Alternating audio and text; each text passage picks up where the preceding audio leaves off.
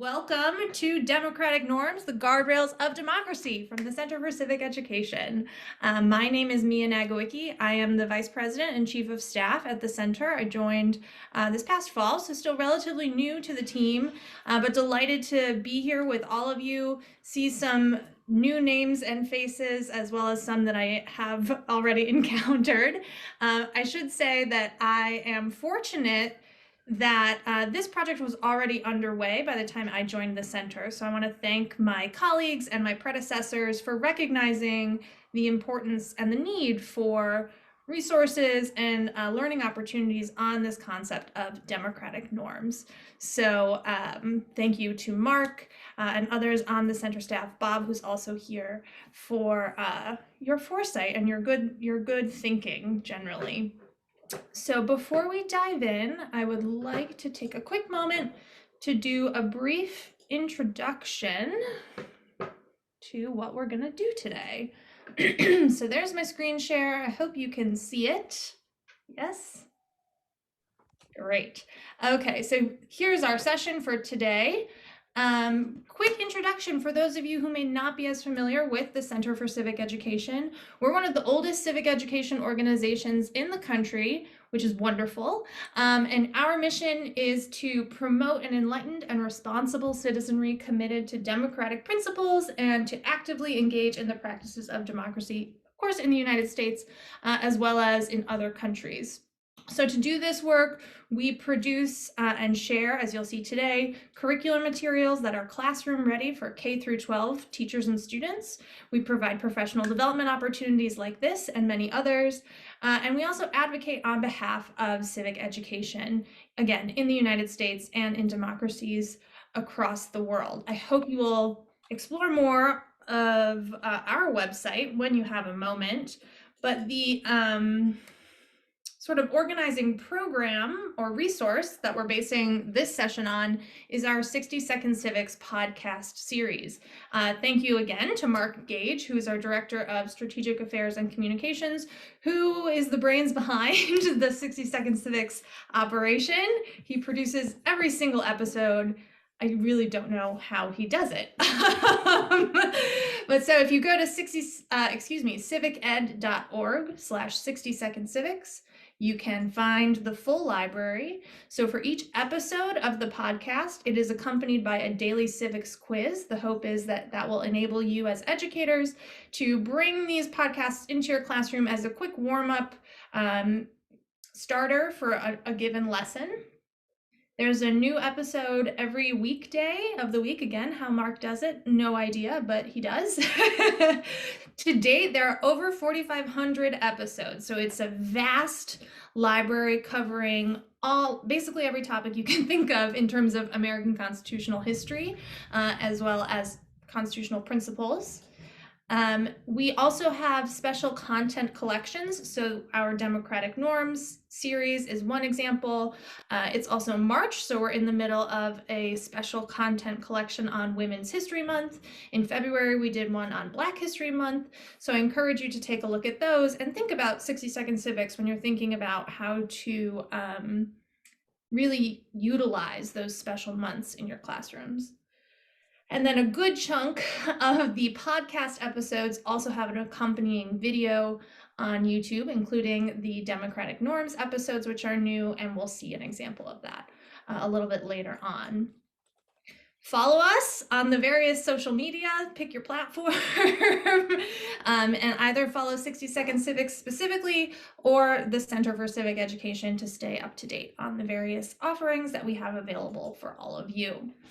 Our agenda for today, we are doing our welcome right now. We will shortly hear from our esteemed guest scholar, Professor Meena Bose, who will be talking with us about how we protect democratic norms today. So Professor Bose will give a talk for a number of minutes, and then there will be significant time for Q&A. So we'll talk more about that, but keep your brains going and think about what you want to ask of Professor Bose. Then we'll switch gears, and my colleague Donna Phillips has crafted a fantastic model lesson based on democratic norms and this podcast series. So we're going to go through some aspects of one of those model lessons together to kind of see what the new format for lessons looks like at the Center for Civic Education, how you might deploy it with your students in your classrooms, and get a sense for what it feels like to be a learner for this lesson. And then that'll be that. We'll have you on your way by 8:30 Eastern Time, 5:30 Pacific Time, depending on where you are in those or in the middle, which leads us to what I believe is already happening a little bit in the chat. Some folks are introducing themselves. If you haven't already, please go ahead and put in the chat where you're joining us from, as well as what you teach, the grades and the topics. And if you are a current We the People teacher, or if you are new to the Center for Civic Education. So go ahead and put in the chat where you are, what you teach, and whether you have worked with the center and the We the People program before. We've got Michigan, we've got California, we've got North Carolina, Georgia, Florida. Wow, this is amazing. Arizona, New York, Dutchess County, love it, Jonah. Fort Wayne, I should say I'm in DC. We've got Denver, Reno, Nevada, Fort Wayne, Indiana. This is amazing, everybody. Santa Fe, New Mexico. Wow. Philadelphia, Austin, Texas. We've got a government teacher. Thank you so much, Rachel. Fairbanks, Alaska. Woohoo, Mary Lee. We're so glad you're here. U.S. government and world history. Bradley's been doing We the People for 6 years. Awesome. Thank you for doing the good work and for joining us this evening. All right, we've got Kevin Fox, AP Government, 20 years working with the center. I love it. I'm so glad to join this party where all of you have been for such a long time, and now I get to be a part of it. Let's see, Marla has worked with Project Citizen in middle school level, and I'm delighted that you've brought that in, Marla, because this podcast series and a lot of what we're going to be doing today can work just as well in a Project Citizen classroom as it can in a We the People classroom, and or if you are new to the center and you don't know what these things mean, Project Citizen, We the People, these lessons and resources can be extremely useful to you as well. All right, well, thank you all so much for introducing yourselves in the chat. Keep doing that if you haven't yet, so that everybody can kind of get a sense for who we have in the room. But I do want to keep us on time and go ahead and get to the main event. So without further ado, well, before I do this, before I introduce our guest scholar, I will say in just a moment, once I introduce her and Professor Bose starts speaking, I'm going to switch the chat over so that it's not public. So everybody can focus on our guest speaker. It will be open, but you can, so I encourage you to send your questions via chat directly to me. So then when we switch to the Q&A portion, we have some questions queued up for Professor Bose, and I can either read them aloud from the chat or invite you to unmute to pose your question verbally. You can also, when it gets to be the Q&A time, raise your physical hand in the camera or a virtual hand, and we'll be delighted to ask you to unmute and to pose your question.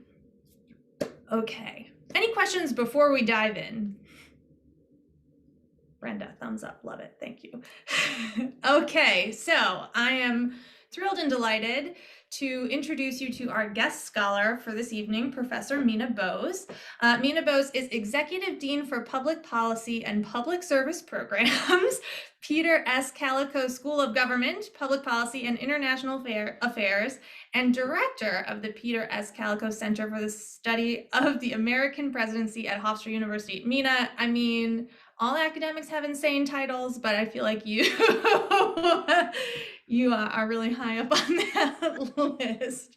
Professor Bose is author of Shaping and Signaling Presidential Policy, the National Security Decision-Making of Eisenhower and Kennedy, and is the editor of several volumes in presidential studies, including most recently, Executive Policymaking, the Role of the OMB in the Presidency.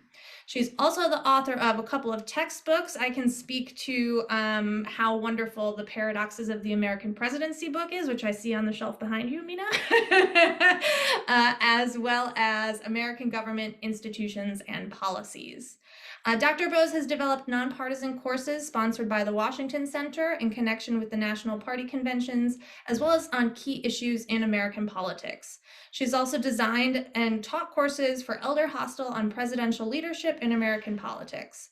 Dr. Bose serves on the editorial board of Political Science Quarterly and has been a guest editor for White House Studies. She's a member of the Council of Foreign Relations. She received her bachelor's degree in international politics from Penn State and her master's and doctoral degrees from Princeton University. I've had the pleasure of knowing and working with Dr. Bose for a few years now, and I learn something new every time we have the opportunity to chat. So you're in for a treat. And with that, Meena, please take it away. Thank you so much, Mia.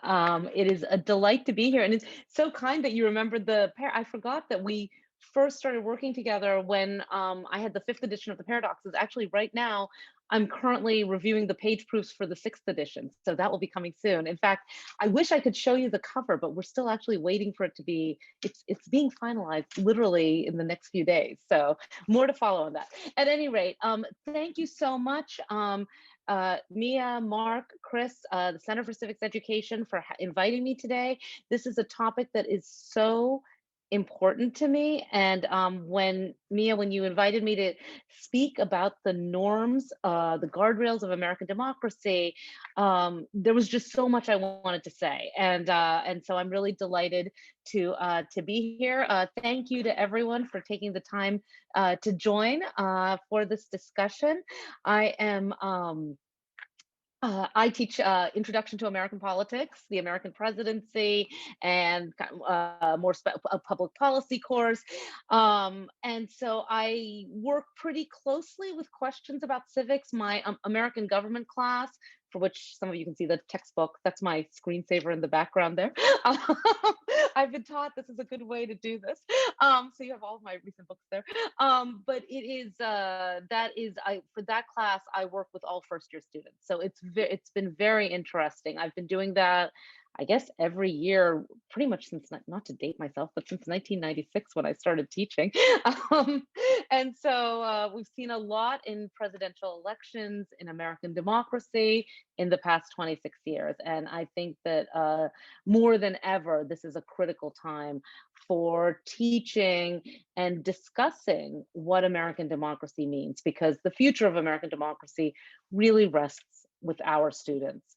We can engage them, we can guide them, we can help inform them, and ultimately they will take that information and put it into action. And so that is, I think there is really, I think it was John Adams who said that I must study politics so that my sons and daughters have liberty to study math and science and philosophy. And I think that's more true than ever today. So what I'd like to do now, and I should say, Mia, I know you were joking about my titles. Please, everyone, feel free to do that, including the Hofstra alum who founded the Presidency Study Center and the public policy program that I direct at Hofstra. Said one time when he saw my email, "You have a really long signature," and I said, "Well, it's your name that's in a lot of them." But it is truly a joy to be able to teach and conduct research and engage in discussions about American politics and the presidency. It's truly a labor of love, and I feel very fortunate. I've been in school really since I was 5. So I went from school to college to graduate school to Hofstra, then to West Point, where I taught for 6 years as a civilian, and then came back to Hofstra to direct the program. So without further ado, I knew I was going to try to be brief, and I'm already talking longer than I intended. What I wanted when Mia and I first discussed this project, and Mark, we identified 5 norms of American democracy, and I'm going to say a little bit more about that in a moment. But what I decided to do for today was to discuss each norm. You have the 60-second podcasts to give a classic text, a brief excerpt from a classic reading about what that norm means, and a more recent one, and just to give a visual image. Now, you'll see from my visuals, I was very careful of making sure everything I used was in the public domain. That's become, has always been important, but increasingly important, I think, on Zoom. And so may think some of my images are a little odd, but I tried to stick with the presidential libraries and the National Archives. And so that kind of limited the scope of what I was doing. So please keep that in mind as I move into that. So what I'm going to do is talk briefly about each one, give you some examples, and then glad to open this up for discussion. I've been preparing this talk for a few weeks, and I wanted to start with saying that, um, okay. Did something come up on top of me? Did something come up in front of my slides? Okay, good. All right. I was I have my kids are both in high school, ninth and 12th grade, and I was driving my ninth grader to school today, and I just mentioned that I was going to give this talk, and he asked, well, what are you going to discuss? And I said, well, the norms of American democracy. And he said, well, what's a norm? And I said, well, it's kind of an unwritten rule, an expectation. And he said, like what? And I said, well, representative government, separation of powers. And then as I was saying that, and I could tell he was thinking it. Um, of course, these are in the Constitution. And I suddenly had this moment where I said, oh no, I have to redo my entire talk. But then, of course, as I kind of, took a moment and took a breath, I realized that, of course, when we say norms, we're really referring to principles, written and unwritten elements, expectations of the political system, right? Or of the group in which you're engaging, whether it be a business or a political system, etc. And sometimes those norms are explicitly written, sometimes they're unwritten. Norms are different from laws, as I'm going to show in a moment. The first one I'm starting with is representative government, which the Constitution describes. But the meaning of representative government, the connection between elected officials and the public, has evolved significantly from 1787 to the present. Whereas the presidential veto power, I would say, is a power, not a norm. That has not changed. The fact that all revenue raising bills begin in the House of Representatives, the Senate has to confirm Supreme Court justices by majority vote.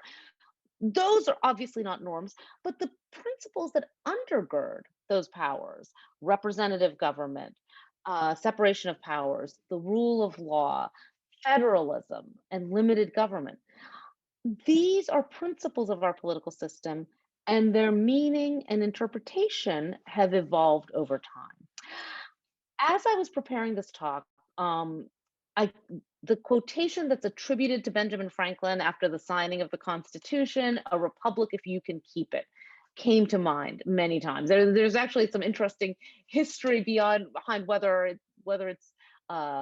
confirmed that Franklin actually said this to a woman in Philadelphia who asked whether whether the framers had produced a monarchy or a republic, but attributed to Franklin. And I think that the statement there that this republic was created, Constitution signed on September 17th, 1787, if we can hold on to it, if we can maintain it, is addresses the essence of protecting democratic norms and the guardrails of American democracy. So let me start. If you haven't had a chance to look at the videos, the 5 norms, I guess I should have included a slide on that, are representative government, civic participation, rule of law, separation of powers, checks and balances, kind of squeeze 2 in there, and federalism, limited government. So I guess I kind of have 7, but we're going to make it, we'll call it 5. And I will actually also, I'm going to, there, I'll do this so that we can see these a little, oops. Oh no, hold on. There we go. Okay. I've been teaching, I should say, since September of 2020, I have been teaching in person, 2020-21 with students on Zoom and in the classroom, and then the past fall in person. So I've been using Zoom, but I've been fortunate that I've been able to have a lot of direct interaction too. So forgive me if I'm not as skilled at this as I should be. For representative democracy, the quotation that came to mind immediately, sorry about that, was from Federalist 10. And I think for all of us who teach American government, I'd say this to students all the time. If if you remember nothing else, in 10 years, 20 years after you take American politics, I want you to remember Federalist 10 and Federalist 51. I took Poli Sci 1 American politics at Penn State in the fall of 1787. Very 1987, sorry, bicentennial year. It was very exciting to do that. We actually had a mock constitutional convention then, and I still have the midterm essay that I wrote on Federalist 51. And the professor that taught me is at a different school now, stayed in touch over the years. Federalist 10 presents the case for representative democracy, and we could go through it piece by piece, but what I find most interesting is the statement that Madison makes, that the democracy will refine and enlarge the public views by passing them through the medium of a chosen body of citizens whose wisdom may best discern the true interest of their country and whose patriotism and love of justice will be least likely to sacrifice it to temporary or partial considerations. In other words, representative democracy can control the effects of factions by having elected officials who will mediate competing interests in a large territory and will serve as proper guardians of the public weal. Now, we know today, of course, that this is not, while this is the ideal, there is certainly a gap between the ideal and reality, and that we can date that back to the 18th century. Strong leaders and leaders that elected officials that have been disappointing. What I think, when I was trying to think of a quotation that was particularly interesting to bring this norm to the present, Barack Obama's lecture from a few years ago, commemorating Nelson Mandela, um, Obama said, for all its imperfections, real democracy best upholds the idea that government exists to serve the individual and not the other way around. And I think this quotation is so interesting. And it's really kind of nice to present this as a juxtaposition to students, because Madison is really saying we're counting on elected officials to make decisions for us in the public interest. Obama, I think, gives us the much more participatory view of representative democracy, and one that I think students would really largely, particularly students who are interested in government politics, would share today, that our elected officials, right, have the time and the expertise that the general public doesn't have, but their responsibility, right, is to build upon our interests and our goals, and to be guided by us just as they guide us. Now, I think you might find entertaining this photo that I picked for representative government. What do the Girl Scouts have to do with representative government? Well, this is a photo from, it was in President Obama's second term. Girl Scouts, I think from Tulsa. Yeah, oh, well, you can see it there. Oklahoma came in for a science fair. And so I got this from Obama's online presidential library. I thought this was interesting. I thought this was a nice photo because to me, and particularly in Women's History Month, the importance of the connection between elected officials and the public, right? And obviously, these girls were not voters at the time. Actually, this is 8 years later, so they are probably about to be, or will almost certainly be in 2024, the next presidential election. The importance of elected officials, right, maintaining their connection with the public, right? And the idea that the president, and this kind of goes and moves ahead a little bit, and members of Congress are all subject to the rule of law. They are elected by us, and they are granted power on a temporary basis with fixed terms and elections to govern on our behalf. I'm glad to discuss that in more detail, but I'll leave it at that for now. Let me move on to civic participation. And for this one, I had a lot of quotations I wanted to consider, but I decided to go with the Declaration of Independence. And actually, the quotation, the statement from Jefferson at the start about the right of people not just to create a government, but to alter or abolish it. Right? We hold these truths to be self-evident: that all men are created equal, that they are endowed by their Creator with certain unalienable rights. Among these are life, liberty, and the pursuit of happiness. That whenever any form of government becomes destructive of these ends, it is the right of the people to alter or abolish it.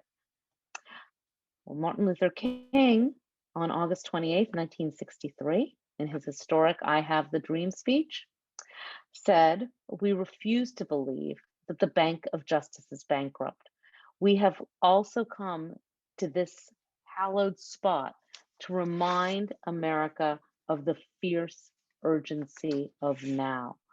The belief that the goals, the principles laid out in the Declaration of Independence could be guaranteed, could be put into effect, were guaranteed for all Americans, regardless of race or ethnicity, the color of one's skin, and that the law could be changed to do that.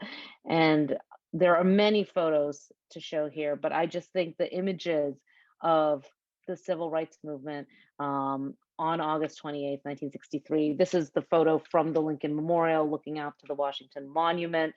Um, I believe it was more than 250,000 people, if I'm correct, that were present. A number of estimates there. And then one of my favorite places when we're visiting Washington is to make the trip from the walk from the Lincoln Memorial and the Washington Monument to the Lincoln Memorial, seeing World War II, and then walking down to the Martin Luther King Monument. I was there actually with my son for a political science conference in 2019, and the monument really, the quotations that are there bring to life the meaning and the force of Martin Luther King's words in a way that that continues to resonate.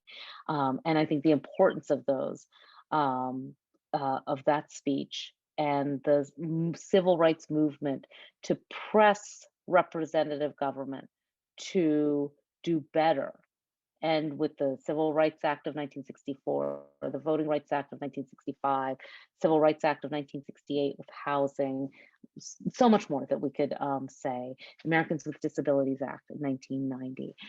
Just a few examples of the power of civic participation and social movements to push elected officials to represent all of our interests.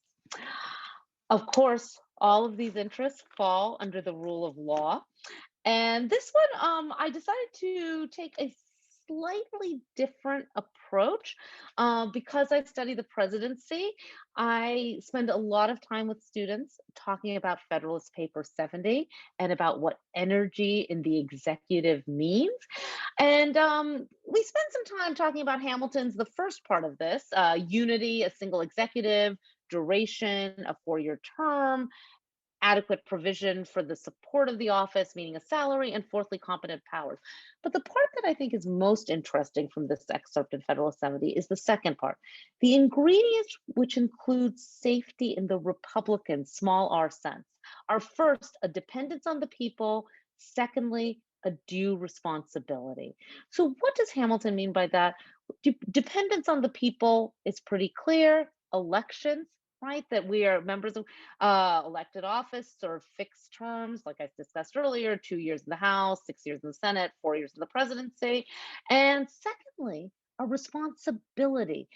I can't think of this is one of the best illustrations of norms that Hamilton made his case for the presidency, which there were a lot of concerns when the Constitution was drafted about giving this executive too much power. And Hamilton said the republic will be protected by the dependence on the people and the responsibility that the president will have to act in the public interest. right? That the president will make the office will elevate the individual, right? Will create expectations that the president will govern within the boundaries of the rule of law. Justice Sandra Day O'Connor, the first woman appointed to the Supreme Court, a few years after retiring, gave an interview where she spoke about the rule of law and said that the rule of law is an assurance that the rules of the game apply equally to everybody, whether they're in today's or yesterday's majority. Commitment to the rule of law provides a basic assurance that people can know what to expect, whether what they do is popular or unpopular at the time. One of the classic examples of the importance Americans attach to the rule of law is political socialization. And my graduate school advisor, Fred Greenstein, scholar of the American presidency, published the classic study, revisionist study of Eisenhower, the hidden hand presidency. Greenstein argued, but going into was one of the first people to look at the declassified record at the Eisenhower Library in Abilene and found in the 1970s that while the public image perception of Eisenhower was that he was a kind of a relaxed individual who enjoyed fishing and golfing but didn't care much about politics, was actually very deeply involved in governance and strategically professed to be uninterested in politics to avoid partisan or political disputes. Greenstein's first work was Children in Politics, where he interviewed school children in the United States, Great Britain, and France, and asked them a series of questions about political processes. And one of the questions was, if the head of state in your country, so the queen, the president and prime minister, right, were speeding, was stopped for speeding, what would the police do? And he had to go through all these different scenarios because some kids would say, well, the queen would never drive. And, how do you, but basically the one of his findings was that American children were much more likely to say that the president would get a ticket than the British or French school children. And I think that's a wonderful illustration of what the rule of law means. Now, I should point out, Greenstein's book, Children and Politics, came out in the 1960s. In the early, about 2 decades ago, I guess it was 2002, an article was published, a kind of follow-up survey that scholars had done.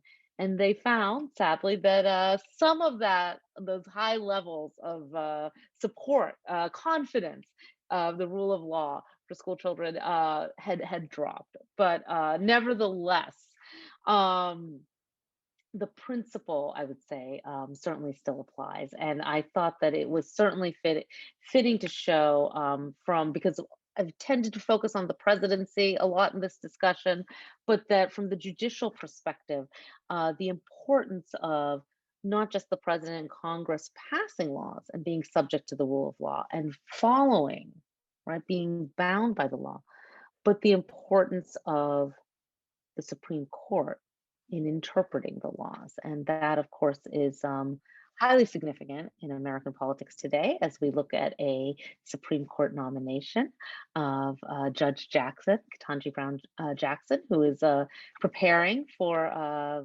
meeting with senators for the confirmation process. And as we look at a number of highly significant Supreme Court rulings in recent years and coming this year, and in cases that the court has agreed to take on, that will be highly significant for determining what the rule of law will be in American politics. This photograph of Justice O'Connor being sworn in is from the summer of 1981. Ronald Reagan had pledged during the 1980 campaign that if elected, he would nominate a woman to the Supreme Court. And within a year of less than 6 months of taking office, he had the opportunity to do that. Very similar, actually, I might say, to President Biden's promise in the 2020 campaign that he would nominate an African American woman to the Supreme Court. and has followed through on that promise. A couple of other examples of the rule of law I just want to show quickly. This is Eisenhower and Truman on January 20th, 1953, getting ready to head to the Capitol for the inauguration. They look quite friendly. I don't think you could sense from that photo the bitterness between the two of them. Although Eisenhower had served for Truman as the first commander of NATO, he chose in 1952 to step down from NATO and run for president on the Republican ticket. Concerns about the Korean War, the growing budget deficit, and 20 years of democratic governance, control of the White House, as he wrote in his memoirs. The campaign, although Truman didn't run in 52, Eisenhower was very critical of Truman. And by the end of that campaign, the it was friendship, but the collegiality the two had disappeared. And in fact, Eisenhower refused to go into the White House on the morning of January 20th for a cup of tea. So I think this is an instructive illustration of the rule of law that regardless of personal and political disputes, the importance of the peaceful transfer of power, and whether it is from one part of the same party or from one party to another.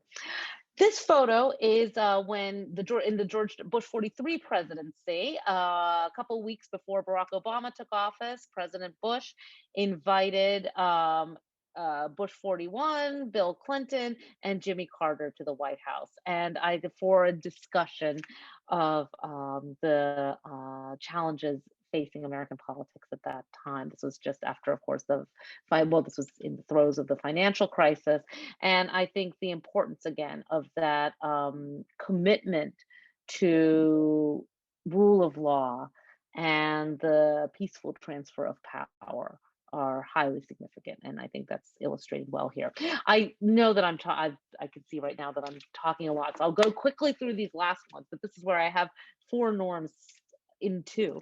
Separation of powers and checks and balances. Well, this gets me right to Federalist 51. If men were angels, no government would be necessary. If angels were to govern men, neither external nor internal controls on government would be necessary. You wouldn't need elections, and you wouldn't need separation of powers and checks and balances. In framing a government which is to be administered by men over men, the great difficulty lies in this. You must first enable the government to control the governed, give the government enough power to take action, and in the next place, oblige it to control itself.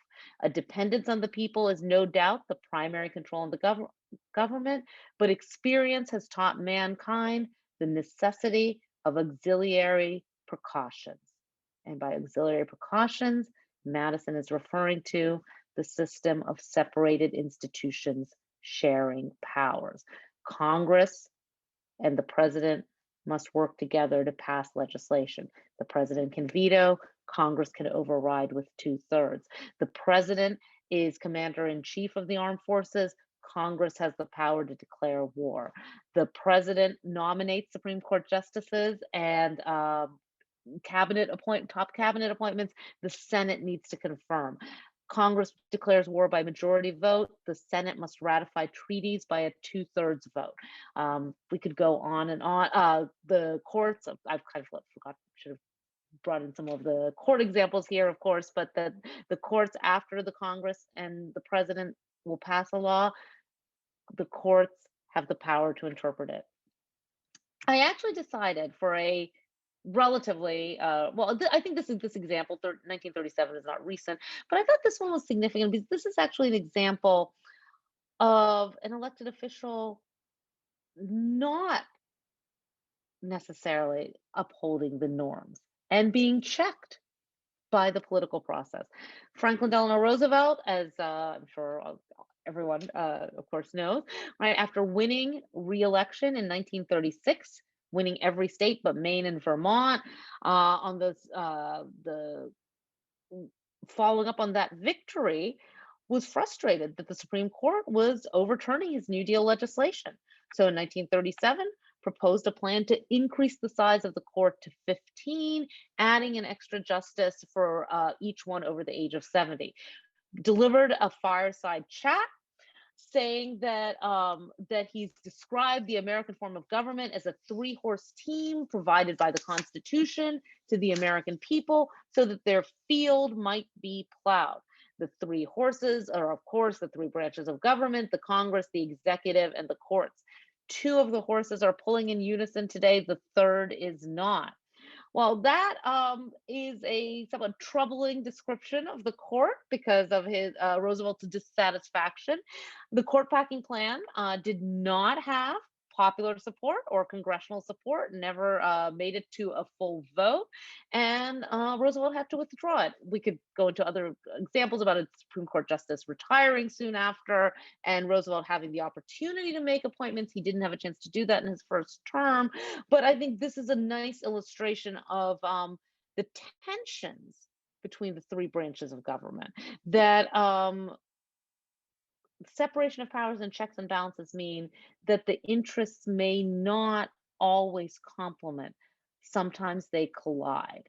And so, example here of FDR delivering these fireside chats to communicate with the people, build support for his policies, but not always necessarily being able to achieve what he sought. And so I see that, I use that example as a helpful illustration of the challenge that the separation of powers and checks and balances, that norm poses for governance. And there's a lot we could talk about today about frustrations with the current political system and perhaps limited action, lack of action, and how it's feasible to work within the system we have, and whether some structural changes might be needed, still keeping our system of separation of powers and or separated institutions sharing powers, as one political scientist has described it. I feel like I'm alluding to a lot of examples that I won't go into because of time, but let me conclude with the last norm that I wanted to bring up, which is, of course, federalism and limited government. And for this, I start with the Bill of Rights, with the 10th Amendment: the powers not delegated to the United States by the Constitution, nor prohibited by it to the states, are reserved to the states respectively or to the people. Sometimes described as the sleeping amendment, right? The sleeping giant, the giving power to the states over time. Ronald Reagan's first inaugural address is remembered for many reasons. I chose not to include the quotation that I'm sure everyone knows, where he says government is not the solution to the problem, government is the problem. He goes on to say, it is not my intention to do away with government. And I chose to include here a positive statement from Reagan: it is my intention to curb the size and influence of the federal establishment and to demand recognition of the distinction between the powers granted to the federal government and those reserved to the states or the people. George W. Bush, speaking some 20 years later, gives a speech where he, in the spring of 2002, where he says government cannot solve every problem, but it can encourage people and communities to help themselves and help one another. Very quickly, let me just say, I think that these quotations are significant because we are a nation of states. Not to channel the Hamilton play here, or the musical, right? But the state of our nation, we have a division of power between the national government and the states. And the framers of the Constitution wanted the national government to be stronger than it was under the Articles of Confederation, but they also wanted a limited government. And there was a strong commitment to states and state powers. And this is a challenge in American politics today as we consider what are the areas of policymaking that require uniform decision making by the national government, and what are the areas that are best left to individuals. One of the best examples that I like to discuss with students is we talk about education. Every student loves to discuss education policy, and students love to talk about a plan in New York, especially, right? This is what our school did. This is what every school should have. And then we talk about, well, Who would create the system? Do you want a national curriculum? Who would design it? Who would create assessments? How much flexibility do you want to have in a school district, in a state, in a county? They're not easy questions, and there's a lot that we can discuss about that. Don't want to get into some contentious issues, but of course, George W. Bush signed the No Child Left Behind Act, which was seen as trying to achieve a balance between the federal government and the states in with testing. I think it's fair to say that that law has faced a lot of criticism. Though it passed with bipartisan support, it faced strong bipartisan critiques in the years following, and shifted significantly with in the Obama administration to I think Every Student Succeeds Act. But just closing with some photos here of Reagan in his first inaugural address. The two Bush presidents. This was, I think, former President Bush visited the George W. Bush White House. This was, I believe, late 2001. And I think I've covered a lot of topics. There's no way to bring this all together kind of seamlessly, but let me just say that I think all of these norms, representation, civic participation, rule of law, separation of powers, federalism, limited government, all come back to the importance of voting. Voting is not the be all and end all of the norms of protecting American democracy, but we start here and we build from here. So I can think of no better way than to emphasize the need to keep American democracy secure through political participation and through using the power of the vote and continuing to put pressure on elected officials in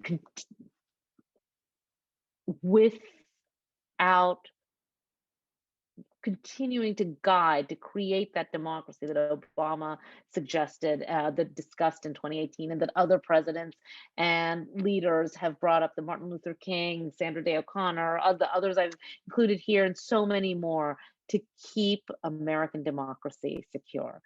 With that, I'll close my screen and I'll turn it back to you, Mia. Thank you so much, Meena, Professor Bose, Dr. Bose. Yes, we Um, know each other well. I know, but that was full of interesting ideas and quotes, and I know my mind is going a million miles a minute. There are a couple of questions in the chat. As I said, folks, I'm going to switch the chat back over to public. So if you want to drop more questions into the chat, or if you would like to raise your virtual hand, we can unmute you. And you can pose a question directly to Dr. Bose. But Meena, I got a question. One of the questions I got from Brenda during your talk, sorry, let me scroll up and find it.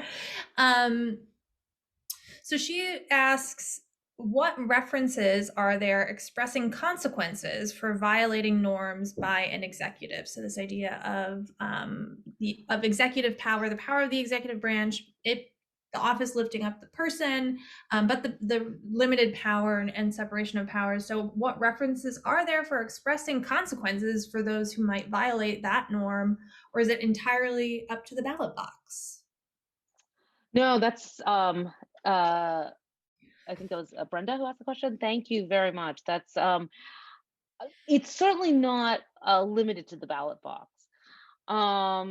Impeachment, which we've seen twice in the last 3 years, 2 of the 4 times that a president has been impeached in American history. We've is a reason is probably the most severe check in between elections.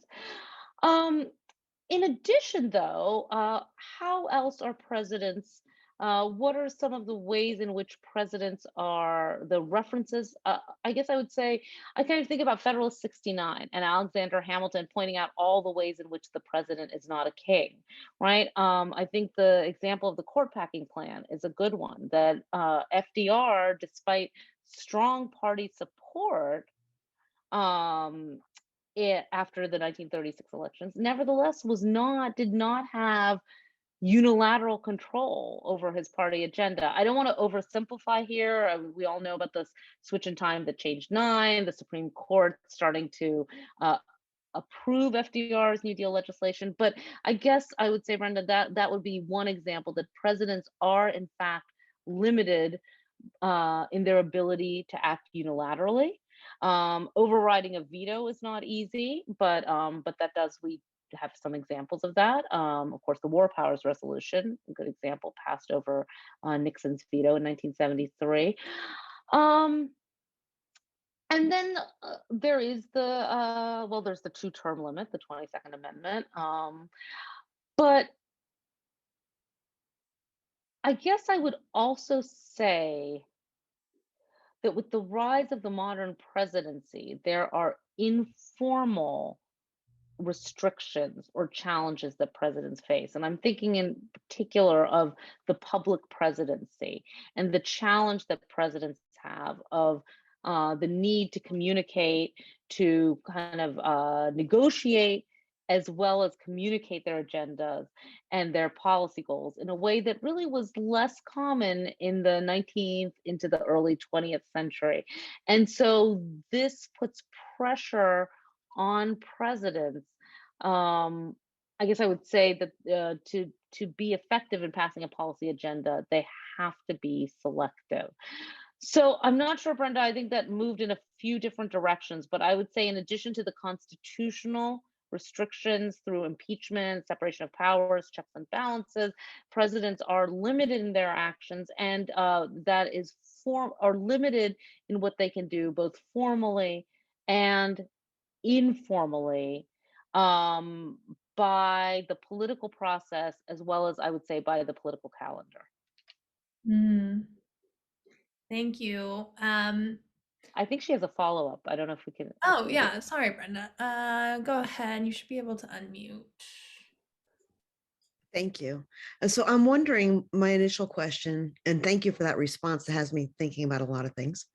But I'm curious if there's any philosophical, like we have the Federalist Papers that speak so articulately to these norms.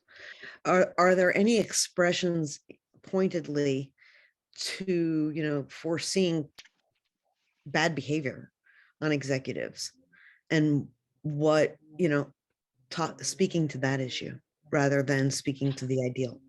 Does that make sense? Yeah, well, I mean, I think that's a great point. And actually, I mean, in Federalist 10, one of the arguments that Madison makes, right, for an extended republic is he says that enlightened statesmen will not always be at the helm, right? And so recognizes, right, in after the Constitution is drafted, making the case for the Constitution that we need a large republic to have interests balance out interests, because we can't always guarantee that our elected officials will be acting in the public interest. I'd have to think about this one a little bit more, Brenda, and I can kind of follow up with, because presidency scholars have discussed this as well. So it's not just a kind of an 18th century conversation, but when you said that, I immediately thought of Federalist 10. So I guess I'll leave it at that. I love Federalist 10. The one takeaway is Meena loves Federalist 10. We've gotten another question in the chat from Katie, kind of on the similar thread about executive power. So Katie says, the balance of power is a beautiful design. How do we account for the excessive use of executive orders? Are executive orders a valid means of governing from the executive branch? Yeah, Katie, thank you. That is an excellent question. A number of presidency scholars have written on this topic, and the expansion in recent years. There's a book that came out. A colleague of mine just published a book last year with Princeton Press, Andrew Rudalevich. I'm trying to see if I can just quickly. Of course, now I can't remember the name of the book, but he talks about, examines the expansive use of executive orders. It's actually called by executive order. I'll put it in the chat as soon as I finish. I'll look it up. I mean, he's looking at the kind of the use of executive orders in the federal bureaucracy. But I would say that presidents, the neutrality proclamation, we can go back to Washington's first term, right, or I guess second term actually, and look at the use of executive action and the debate, the Pacificus Helvidius debate. Um, Executive orders are short term. They can be highly consequential. I think if we look at immigration policy and the Obama presidency, the DACA program, and then the effort to expand to DAPA, deferred action for childhood arrivals, and then DAPA, deferred or action for the parents of Americans. I think that's what it was, deferred action. So there was not a possibility of passing legislation. Oh, thanks, Mark, for putting that in. And someone just put in integration of the armed forces, Harry Truman, thank you. Another example. We also see when executive orders are in your favor, you can also have executive orders that don't work in your favor. There were President Trump's actions on immigration were highly contentious, but had support, right? If you agreed with President Trump's views on immigration policy, then you were more supportive. Climate change, the number of executive orders that President Biden signed in his first few days in office. These are policies. I would say that the president needs to use that power that's part of the executive power, but it doesn't have the same force of law, the permanence that, let's say, the Affordable Care Act or the Immigration Reform and Control Act or No Child Left Behind, to bring in education policy, or the Medicare prescription drug plan, or the Tax Reform Act of 1986 or 2001, or the Criminal Justice Reform Law, the Sentencing Act in Trump's first year, the tax cuts in Jobs Plan of 2017. Laws have a long-term effect and can't be easily overturned by the courts or by a president's successor. And the Affordable Care Act would be an excellent case study of that if we wanted to discuss. So we are just about out of time, and I'm sorry, people are sending me a lot of questions directly, so I'm sorry we're not going to be able to get to every single one of them. Folks have some really great thoughts. But actually, Christopher put a great question in the chat that I think will be a nice summary for us to wrap up with you, Meena. So Christopher asks, what's the best way to explain to the public the idea that unwritten norms guide so much of our constitutional conduct? How can unwritten concepts from such a large basis of how our constitutional republic, how can unwritten concepts form such a large basis of how our constitutional republic functions? That's a great question. And I would say the importance of norms for the public is that they connect our political system to everyone who is part of that process.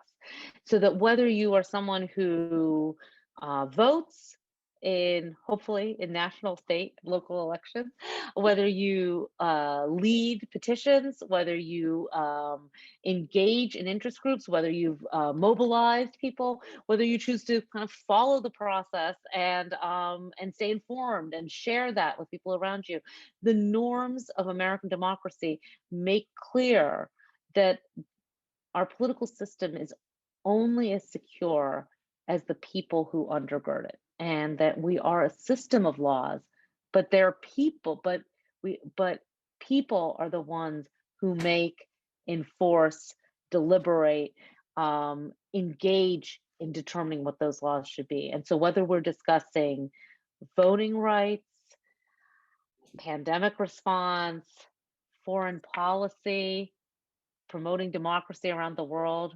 These are big questions. And political participation is essential to ensuring that our democracy truly represents, right, public interests and informed public views. And so teaching about democratic norms is essential to making sure that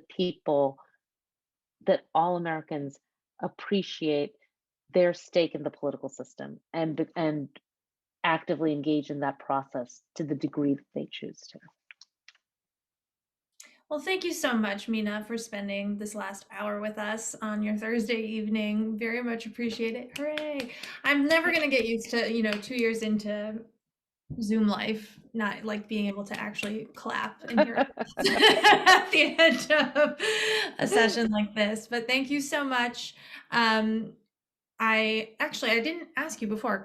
Are we able to share your slides with the participants afterwards? You know what? You absolutely can. There is one typo. I'm sure some of you noticed that I saw it as I was reading it. It was just a mystery. So Mia, if you can give me like literally 5 minutes, I'm just want to fix that one thing and then I'll resend them to you and Mark. And absolutely, that's why I did it. And there are so many thoughtful comments coming in. I see Peter making about executive orders and voting and the chat. And I guess I just have to respond to that last comment. I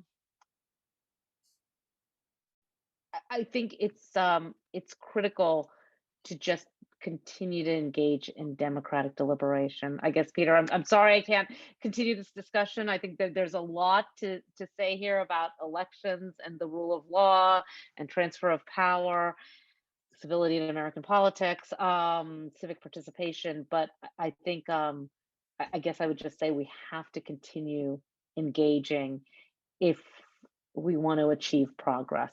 And I'm cautiously optimistic that I think a lot of high school and college students are committed to doing that. And I mean, not to say that teachers, that we are not, but I think they are optimistic that they've shown a lot of resilience in the past 2 years. And I think that gives them confidence that we can continue to do that. So sorry, Mia, I went on a little longer, but just wanted to respond there. Thank you so much, Meena. We appreciate you being here. Thank you to the participants for your great thoughts, questions, and comments in the chat. You can absolutely keep putting things in there as we transition over to the next portion of our time together. And I think we can all agree with Brenda that every high school should offer a full year of American government. Yes, please. Alrighty, so in our remaining time together, we are going to run through a new model lesson that we have put together to support all of you in bringing these concepts into your classrooms, and particularly alongside the 60-second civics episodes that Mark put together featuring Professor Bose. So I'm going to share my screen once more. There we go. Okay, so and this slideshow that I'm showing will also be shared with all of you afterwards, so you will receive all of these links.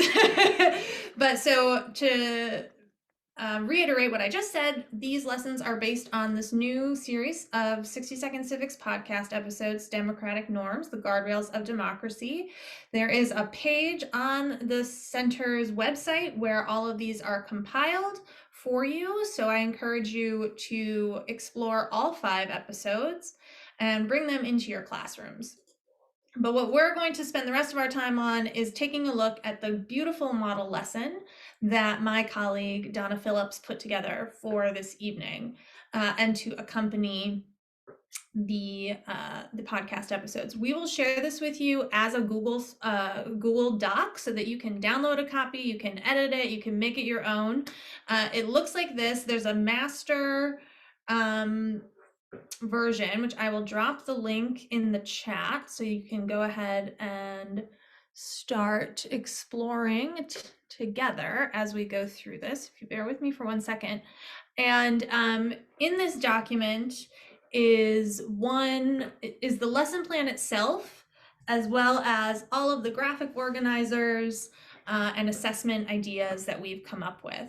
So before I dive in, Donna, if you want to, you're welcome to chime in and share any of your organizing ideas as you put together this lesson, or I can just keep on going.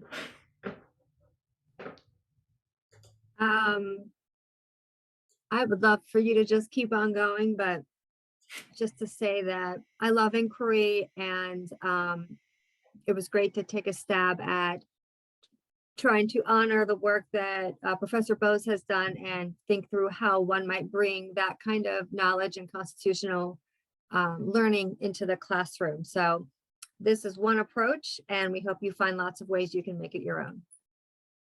Thanks, Donna. Yes, so you'll see in this lesson, we've created a new template, and the hope and idea here is that you can use any of the 5 democratic norms that we have episodes for in the podcast and sort of plug into this model, how you might bring that to your students. We chose, for the purposes of this evening, to work with the concept of the rule of law.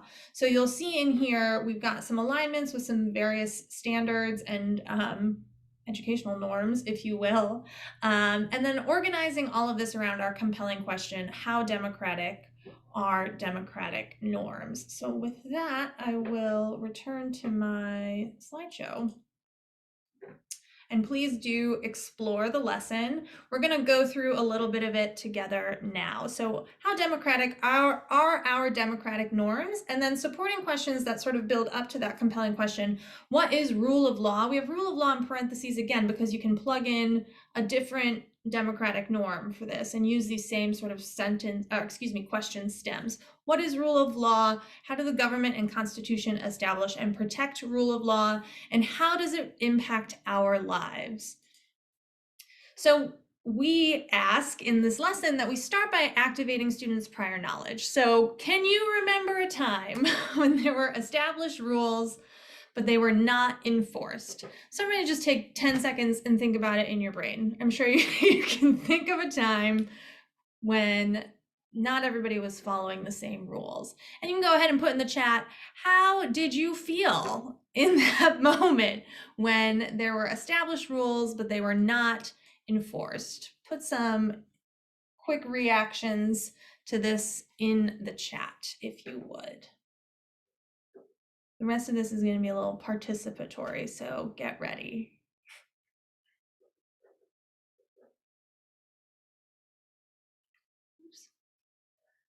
Okay, the 2020 election and its aftermath, interesting. All right, I'm sorry, I didn't realize I stopped sharing my screen. There we go. Okay, so there are established rules, but they're not enforced. You know, when we ask our students this question, they'll probably think about examples from their own life, like their brother broke the rule but didn't get grounded, and I broke that same rule and I got grounded, right? That kind of a thing. And so they'll often say that was unfair. I felt like there was a double standard, something like that. So mask mandates posted but not enforced, phones in schools, sometimes you can get away with having your phone, sometimes you can't, sometimes you get in trouble, sometimes you don't. Maybe the athlete got in trouble but still gets to play in the big game, but the person who's not the athlete has to go to detention. So those kinds of examples. So we're gonna run through some aspects of this lesson, including the inquiry graphic organizer. So, oh gosh, I'm sorry, everybody. There we go. So you can scroll down in the lesson plan document that I've already shared to find the inquiry graphic organizer. I've also created a version that's a pullout just of that. So I'm going to put that link in the chat as well. So as you can see from the screenshot, this will sort of take your students through the entire inquiry process and builds upon itself. So we're going to look at some sources to help us unpack this compelling question of how democratic is this democratic norm, and this organizer will help scaffold that inquiry experience. And we're going to start with the episode from 60 Second Civics, and we'll begin with these questions at the top of our graphic organizer, which really start to get at what is this democratic norm? So what is the democratic norm, rule of law? How did the idea of rule of law develop in America? How is the rule of law considered a right of Englishmen? How does the rule of law support democracy? And then questions that you might still have. So we're going to look at a compilation of secondary sources to help get some knowledge about this concept. And we'll start, as I said, with this episode of the podcast. So we'll take literally 60 seconds and watch this all together. As we watch, let's think about questions 1 and 4 from our graphic organizer. So what is the democratic norm, rule of law? And how does it support democracy based on what we hear from Professor Bose in this episode? What is the democratic norm, rule of law, and how does it support democracy? Welcome to 60 Seconds Civics, the daily podcast of the Center for Civic Education. I'm Mark Gage. Our special guest this week is Meena Bose, the Peter S. Calico Chair in Presidential Studies and Executive Dean for Public Policy and Public Service Programs at Hofstra University. Professor Bose, tell us about the democratic norm of the rule of law. What makes a democracy function is the premise that no one is above the rule of law. That is, all people in the American Republic, citizens, voters, elected officials, are bound by certain rules and obligations. If those rules are violated, then the American political system has specific checks in place to restrict elected officials or even potentially remove them from office. Everyone in a democracy, in American democracy, is subject to the rule of law. Thank you, Dr. Meena Bose. That's all for today's podcast, 60 Seconds Civics, where civic education only takes a minute. Wonderful. I love hearing Mark's podcast voice. It's fantastic. Okay, so let's remember what were our guiding questions. First of all, based on what we just heard from Dr. Bose in that short clip, what is the democratic norm of the rule of law? How can we begin to answer that question based on what we just heard? You can put it in the chat, you can raise a virtual hand, and we will invite you to unmute. But what do we think? What do we have so far?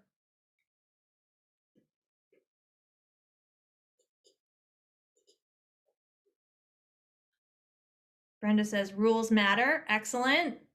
To everyone. Yes. And I think that's really the key, right? Rules matter to everyone. Does anyone else want to add anything onto that?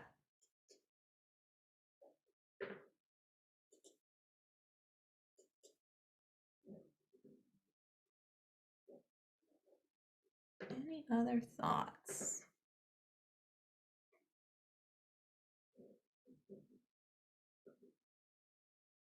All right. Oh, good. No one should be above the law. Excellent, Melissa. Thank you. So rules matter to everyone, and nobody is better than or above those rules, which kind of leads us to this, the second question on the slide, question number 4 from our graphic organizer. Say what you mean, I mean what you say. How does the rule of law support democracy? How is this a democratic norm based on what we heard in those 60 seconds?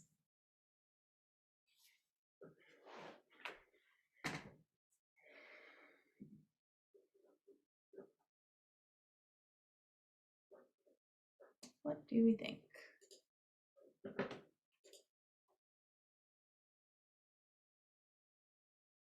Universal nonpartisan concept, says Elwood. Excellent. We don't believe in the rules and consequences. We also don't believe in the security of government. Good. Love that. Any other thoughts? And I just changed the thing. So if you want to go, people can unmute themselves now if you would like to. So if we don't believe in the rules and consequences, we also don't believe in the security of government. Okay. How do we connect the concept of nobody being above the law with the democratic system? What did we hear from Dr. Bose in our podcast episode?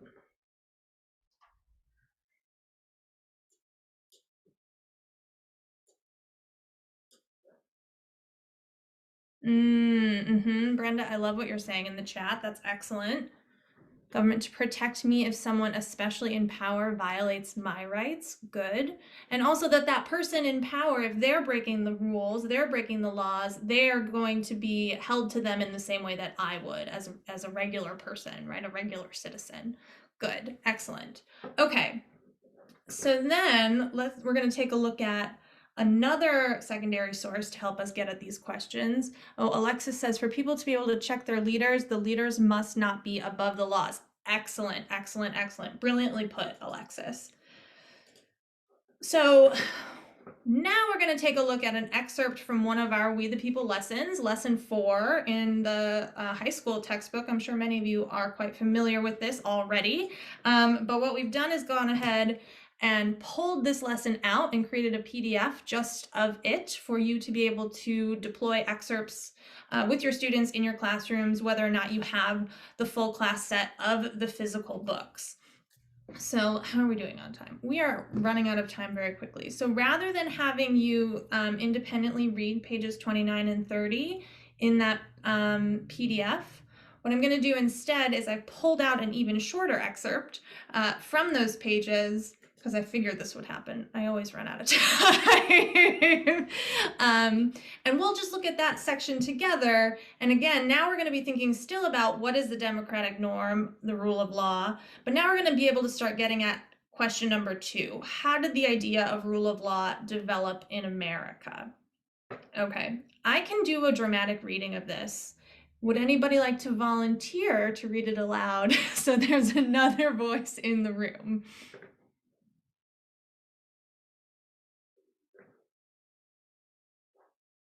All right, friends, you're asking for it.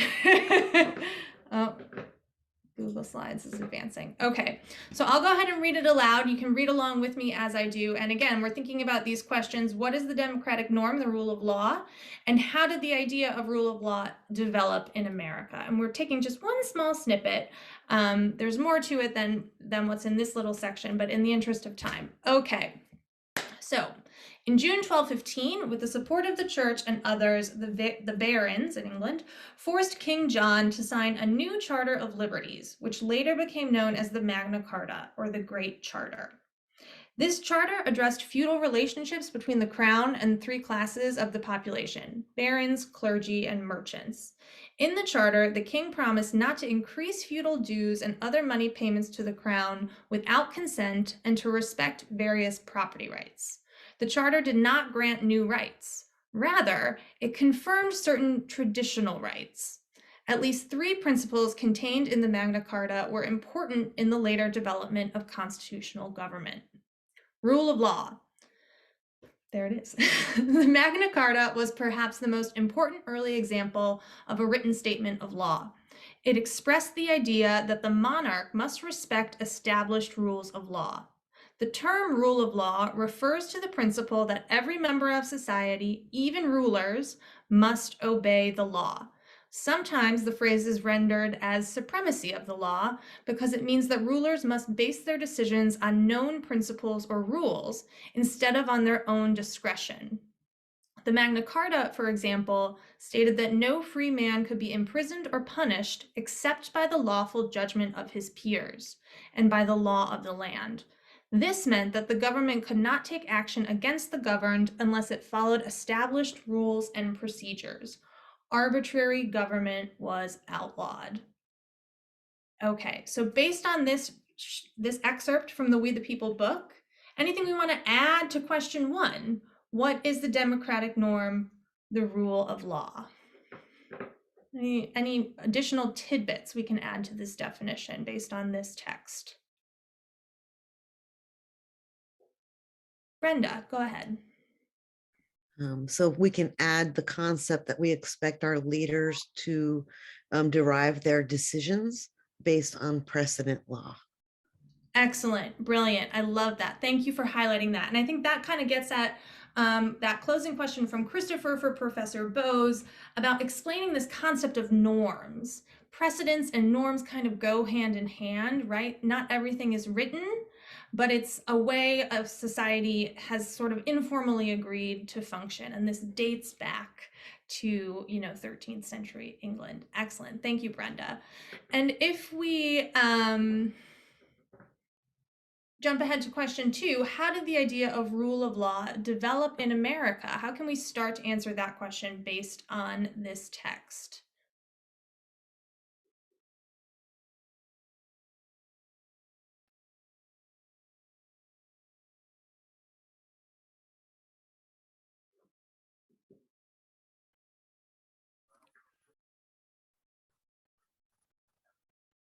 I mean, it was British tradition, right? And that's what we brought over with us. The vast majority of the colonists brought that over with us. I mean, there were several Magna Cartas, and then you can even look at Blackstone and you get all that from there. Excellent. Thank you, Bradley. And this is an example of when you take too small of an excerpt, it makes it harder to answer the question. But yes, absolutely. Those British common law English tradition, much of which, or some of which at least, is contained in the Magna Carta, absolutely informs the formation of the American political system, and is then, some of it, enshrined in writing in some founding documents. Okay, I am mindful of the time because I did promise that we would all finish by 8:30. So if we were to continue in this lesson as it's been drafted, the third source that we would look at to help fill out part 1 of our graphic organizer would be a video from the We the People Resource Center. I'm sure many of you are already familiar with the We the People Resource Center, but if you're not, I encourage you to explore it. It is full of fantastic tools for you to use in the classroom: vocabulary words, biographies, videos, audio clips from scholars, etc. So we would look at another video to help us further flesh out those definitions and complete that graphic organizer. We don't have time for group work. I should have seen this coming. But the next step in our process would be to think about where we see this norm, in this case, the rule of law, embodied in the Constitution. So one group will look at excerpts from the Constitution, and then another group looking at where we see it happening in our world today. How do we see rule of law being enforced or not? How well are we following this democratic norm in today's society? So you'll see in the lesson plan as you scroll through, we are providing you with some options for constitutional clauses that you can point students directly to, but this is an example of an opportunity for you to scaffold this lesson, knowing your classroom and your students the best. You may need to provide them with these starters, or you can just send them on a constitutional scavenger hunt and see what they come back with on their own, which is Donna's favorite game, constitutional scavenger hunt.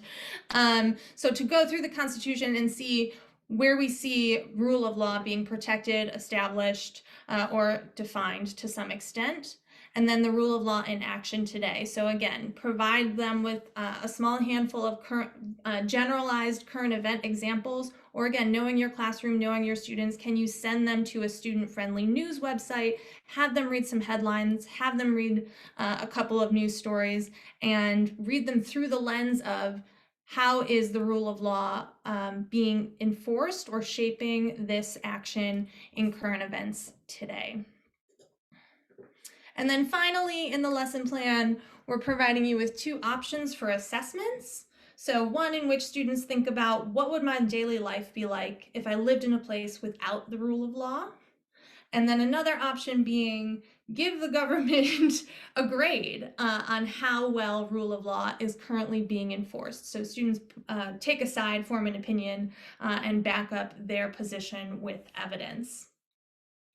And then you can take it a step further, and I love this idea, Donna, to have students create a social media post to promote awareness of the democratic norm, in this case, rule of law, or to advocate for a change in how that norm is upheld. You know, we talk often about social media as what's even the word? I don't know, the place where information goes to die. How can we turn that on its head and have our students use that platform to help educate their peers and others about these democratic norms. Alrighty, and then finally our summary discussion. So we've only very quickly touched on our supporting questions to lead us to our larger compelling question of how democratic is the rule of law. And I think we can begin to see that when we think about this democratic norm from a lot of different perspectives, right? From the very historical perspective in England, the American founding era, where we see it in the Constitution, where we see it playing out in the world today, students could answer this question any number of ways and have a lot of different pieces of evidence that they can pull in to back up their opinion based on the various sources that we've pulled in this lesson, and then others that they might find or others that you as an educator might pull in. So let's take just 1 minute before we fully wrap up today to think about, are there aspects of this lesson that you think will work well with your students? And or are there things that thoughts and ideas that you already have for how you might adapt this lesson to make it most successful with your students and in your particular classroom? Do we have any initial thoughts after that very quick introduction to this lesson? Brenda likes the assessments, lovely. I'm glad to hear that. Any other thoughts? And I will say too, so the version of the lesson that we're sharing with you today is the high school version. We will be also sharing in the follow-up email, which you'll get early next week, a middle school version and an elementary school version as well. So we are gonna scale it down for you. But any other ideas that folks have are very welcome. Graphic organizers are our best friends. I agree, Mike. If there's something you can just give to students, that's the dream. Scavenger hunt is great. I agree, Gloria. It's really good to see you, Gloria.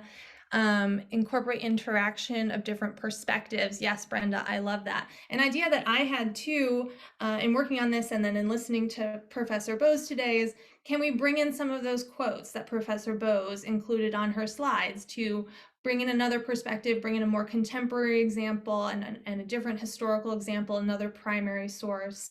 Excellent. Melissa, students already do the scavenger hunt. I love it. Donna, it's your people. Yes, and what would those same historical figures say now? I love that, Brenda, whether it's, you know, Hamilton or George W. Bush or Barack Obama. Things have changed a lot over American history, and especially over the last few years, as you were all getting at in your comments and questions for Professor Bose in the chat. Alrighty, so with that, we are just about at time. As I said, we will be sending you a follow-up email with all the links to all the millions of things that we talked about and shared with you today, in addition to a middle school version and an elementary school version. We hope you find this useful. We hope you will deploy the 60-second civics episodes in your classes and all the other wonderful resources in the 60-second civics library. If you want to stick around and ask any last questions, I'm happy to do so, but it is officially 8:30. I wish you all a lovely evening and thank you for spending time with us today. Take care.